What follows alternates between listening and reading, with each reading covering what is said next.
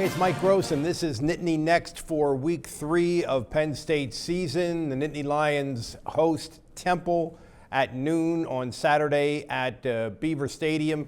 And I think we have to discuss a little bit what happened last week, when kind of an epic battle at Pittsburgh, and Penn State fell a little bit short, 42-39 to Pitt, in what could have been kind of a swing game in their season. And that makes the Temple game, I think, almost a must-win for James Franklin and the troops. Temple is, as you may remember, beat up Penn State pretty badly last year down in Philadelphia. This year, Temple apparently not nearly as good. They lost to Army in week 1.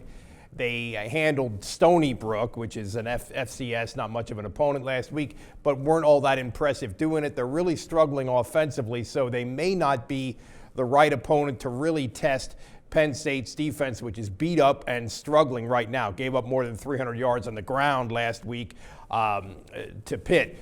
But the pressure now is on Penn State because, you know, it's Michigan next week and the Big Ten going forward. So this is really a game where Penn State will be under the gun a little bit. And as unfortunate and unfair as it may be, James Franklin is a little bit under the gun now. If they lose Saturday, you're going to start to hear a lot about Franklin being on the hot seat, and particularly if they lose to a Penn State alumnus who is a hot young coach who the general consensus is not going to be at Temple forever, and that's Matt Rule, Temple's coach. So there's a lot of little juice in that sense going on.